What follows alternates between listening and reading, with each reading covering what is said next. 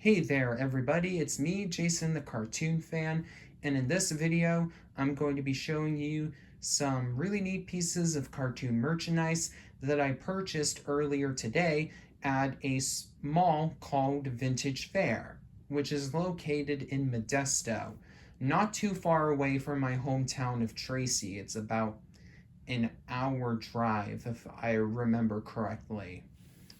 Everything's in this bag, so I guess we may as well get the video properly started.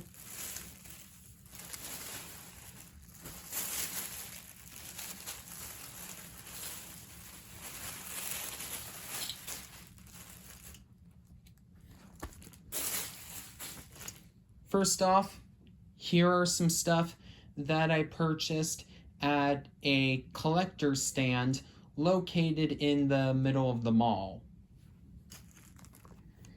A Scooby-Doo team-up comic book, which is a crossover with Top Cat. The Scooby-Doo team-up series is actually a series of, Scooby-Doo team-up is a series of Scooby-Doo comic books that DC has been publishing since, I believe it was either 2014 or 2015, that features Scooby and the Mystery Inc. gang joining forces with another DC, Warner Brothers, or Hanna-Barbera property. In this case being Top Cat. I already read the story, it was pretty cool. And right over here you can see there's an advertisement for OKKO, Let's Be Heroes on the back cover, back when it was still a new show. May that series rest in peace, it was canceled way too early on. I got this comic book for $5, which was a little bit more expensive than the suggested retail price, but I guess it's because the price went through a case of inflation or something like that. I'm not completely sure, but I don't think it was that bad of a deal. Alrighty. And let's see here. I have 2 Lego minifigures. The first being of Bartholomew J. Simpson. This one's really nice. I like the colors and the fact that there's Bart is riding on a skateboard. This is actually part of a series of Lego minifigures for The Simpsons that came out throughout 2013, 2014, and 2015 in honor of The Simpsons' 25th anniversary. Got this minifigure for $5 as well. And here's a nice little minifigure of Tina Belcher from Bob's Burgers, a cartoon character that many people headcanon as being on the autism spectrum, including yours truly. Actually, in the very first episode of Bob's Burgers, Louise says that Tina actually does have autism. Bob tries to deny it, but you can tell that he's fibbing about it. Though, actually, the show's creators never outright said that she was autistic, but she has all the signs, and that opening scene in the very first episode was an indication of it, even though Bob tried to claim that that wasn't true. That it wasn't true, I should say. Alrighty. Here are some neat little stickers. Here, let me try to reorganize them. Alrighty, so here is I have 2 SpongeBob stickers. The first one of him wearing his hula skirt from the Fun Song scene.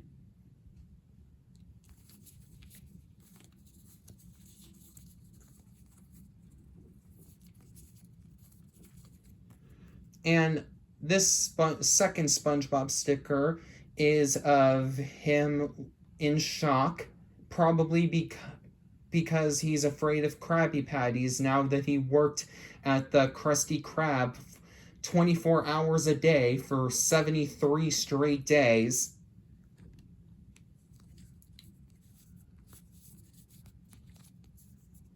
A neat little mashup sticker featuring Moana alongside Vanellope Von Sweets from Wreck-It Ralph. That's an interesting combo. I don't think that this is an official piece of merchandise, but it still is pretty cool regardless. Let's see here. I got 3 Peanut stickers. One of Charlie Brown, Snoopy, Woodstock, and one of his siblings playing golf. Another one of Snoopy making a Valentine's Day card. And this third sticker featuring him playing basketball as seen in the iconic Charlie Brown Thanksgiving special. In fact, if it looks like they digitally traced over a picture of Snoopy, like a cell of him playing basketball in said special. Here's a Garfield sticker featuring Garfield's head with dollar symbols on his eyes. Probably was sucked into being bought by Nickelodeon because they were giving him a lot of money. Oh, I forgot to show this 4th Peanut sticker featuring Charlie Brown giving food to Snoopy. Looks like he's holding multiple bowls, so he might be giving some of Snoopy's dog food to Woodstock and his family members. A Mario sticker featuring a classic doodle of him from the 90s. A Lego sticker featuring, well, the Lego logo. Here is a sticker of Big Bird from Sesame Street. I actually bought this for my mom, who lives over in Oregon, and I'm planning on sending this to her later on. A sticker of the MTV logo. A Goosebumps sticker featuring the franchise's logo, along with these nicely drawn, though a bit eerily creepy, images of some of the franchise's most iconic villains, including the Haunted Mask, the egg monsters from Mars, the scarecrow that walks at midnight, the lawn gnomes from Revenge of the Lawn Gnomes, the werewolf of Fever Swamp, the vampire from, I forgot what his name was, but I know that the Goosebumps book that featured him was called Vampire Breath. And let's see here, Curly the skeleton, the old Goosebumps mascot, one of the horrors from One Day at Horrorland, and finally, of course, Slappy the dummy. And finally, for the stickers I got, I have these 2 of Jasmine from Aladdin. Looks like it's the same drawing, just with different effects placed on top of it. Rapunzel is my favorite Disney princess, but Jasmine is the princess I have a crush on. Jasmine is the one I would want to date, but Rapunzel was the one I just want to be platonic friends with. So, you know, those 2 stickers are really cool. And let's see here. I also have this shirt of her that I purchased at Walmart. Yes, it is a men's t-shirt. I was planning on wearing this when I went to Disneyland, but our trip got canceled. Like, my family's trip got canceled because of the pandemic. We're planning on going soon, but not to Disneyland, but rather Walt Disney World. However, I haven't actually worn this shirt yet, so you can see that it's kind of been wrinkled and it's been collecting dust, simply because I just haven't worn it yet. I was planning on using it for one occasion, and that one occasion still hasn't come up yet. Alrighty. Next off, I have some really, really neat stuff that I got at a store called Box Lunch. Box Lunch is owned by the same company as Hot Topic, and it has similar stuff, but the overall aesthetic of the store differs from Hot Topic in that it skews towards towards a more mainstream demographic, as opposed to the more gothish people that attend Hot Topic, or at least used to, because Hot Topic did become a bit more mainstream in later years, though it still claims to be targeting to people who are in goth culture, while Box Lunch is a more mainstream style store, but they have a lot of the same stuff. Anyways, I found these 3 really cool buttons while I was visiting Box Lunch. A Danny Phantom pin, which I think is super cool. Box Lunch actually had a lot of Danny Phantom merchandise when I went there. Besides this pin, they also had t-shirts, a coffee mug, and even bed sheets. I guess Danny Phantom has started to become so popular that Nickelodeon is chugging out a bunch of official merchandise of the show again to appeal towards the nostalgic people who grew up with the show during its original run, which is nice. It's cool. But if you thought that merchandise of Danny Phantom was neat, wait until you see these next 2 buttons. Nope, your eyes aren't deceiving you. These are official pins for the Proud Family and Kim Possible. Yeah, I guess Disney has finally started catching up with Nickelodeon and Cartoon Network by releasing merchandise of their older cartoons that are not part of the Disney afternoon. Whenever Disney, usually in previous years, Disney almost never released merchandise of their classic cartoon shows. And whenever they did do so, it was almost always shows from the first few years of the Disney afternoon. But looks like now they're starting to release merchandise of their classic cartoons that originally aired new episodes on Disney Channel, which is awesome. I'm guessing this Proud Family one was made to hype up the upcoming sequel series, Prouder and Louder, or was it Louder and Prouder? I think it was one. I know that it was one of. It had those 3 words in name, though I don't know exactly how they were organized, which is coming to Disney Plus at the end of the year. But this Kim Possible one, I was really surprised about. Box Lunch was also selling an official Bueno Nacho t-shirt of Kim Possible, and they had a lot of really cool Phineas and Ferb t-shirts, including one of Phineas and Ferb themselves underneath the show's logo with a psychedelic tie-dye aesthetic for the design, and also one for ALCA, Organization Without a Cool Acronym, featuring Major Monogram, Carl, and Perry the Platypus, of course disguised as Agent P. That was really cool. I'm really happy that Disney is starting to release merchandise of their older cartoon shows besides the ones that they're Disney afternoon stuff.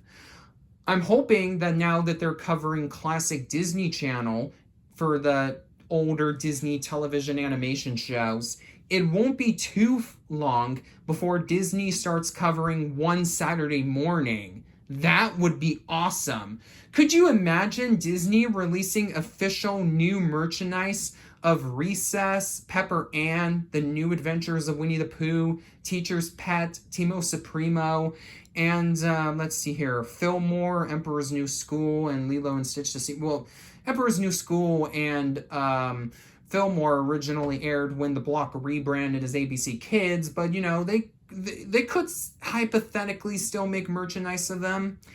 And who knows, maybe they might even do Jetix, even though they don't really acknowledge Jetix all that much anymore. I mean, Super Robot Monkey Team Hyperforce Go, or whatever it's called, is on Disney Plus now. But that's about it in regards to Disney's modern acknowledgement of Jetix shows. But definitely, one Saturday morning, making merchandise of one Saturday morning shows would make my day. Well, I mean, yeah, like Disney releasing merchandise of one Saturday morning shows would totally make my day, especially in the case of Recess. Recess just rocks. The best way I can describe it, it's Disney's equivalent to Hey Arnold, and that's a good thing. So, yeah. But if you thought that those buttons were really neat, hard to find pieces of merchandise, just wait until you see the very last thing I'm going to be showing you in this video. Are you ready? You might not want to wear this shirt when going out in the rain because it might be enough to fry your brains. Yep, that's right. This is an official t-shirt of Nickelodeon's short-lived, underrated Nicktoon, My Life as a Teenage Robot. This is awesome. You can see that it's just a picture of Jenny with the nice-looking blueprint design, and oh man, this is just really, really cool. I mean, it's a little bit simplistic, but you know, simplicity isn't always a bad thing. My Life as a Teenage Robot had pretty simplistic character designs, but it was done in a stylized way to match the limited animation feel of the classic Hanna-Barbera shows. So much so that some people accidentally forgot that My Life as a Teenage Robot was a Nicktoon. There were a couple people who accidentally thought that it was a Cartoon Network series, since it looked quite similar to what Cartoon Network was making back in the early 2000s. Anyways, like I said, this is a really awesome shirt. My Life as a Teenage Robot, because it didn't last on Nickelodeon very long, doesn't have very much merchandise. The only other pieces of merchandise, like official merchandise, that I've ever been able to find were the burn-on-demand DVD-R releases of the show from Amazon.com, which have unfortunately gone out of print. So, this t-shirt is definitely a really awesome find. It was a little bit on the pricey side. It was a whooping $29, while the pins were only $3 each, and the stickers I got at that stand were only a single dollar each. But this was the only this was the only version of the t-shirt I could find in my size, 2XL, and it's just so awesome that the show has finally been acknowledged by Nickelodeon to the point where they're starting to make official merchandise of the show besides the Amazon DVDs. It was just, the notoriety factor was so huge that I decided that I would be crazy if I passed up on buying this. So yeah, a really great note to end this video on. The official My Life as a Teenage Robot t-shirt, probably the very first official t-shirt of the show that Nickelodeon ever made, and I've only been able to find it at Box Lunch. When I found this shirt, I looked My Life as a Teenage Robot up on both Amazon.com and on Hot Topics website, and I wasn't able to find the shirt anywhere on either website. So yeah, this is a really, really nice shirt to have, and you'd be damn certain if, like, you'd be damn right if you assumed that I'm going to be wearing this shirt quite a lot. Even though, well, I might not wear it as often as I hope I would, since it is a mostly black shirt, and it's starting to become really hot outside where I live, so that might not be the smartest thing to do. But once the weather starts cooling down a bit, yeah, I'll definitely be wearing this shirt quite an awful lot. You may be wondering if Box Lunch had any other Nickelodeon shirts besides the My Life as a Teenage Robot and Danny Phantom ones I brought up. And yeah, they do. They have a Rugrats shirt themed to the Okie Dokie Jones segment of the Rugrats movie, like the opening part. And they also had some SpongeBob t-shirts and sweatshirts. Not really that surprising.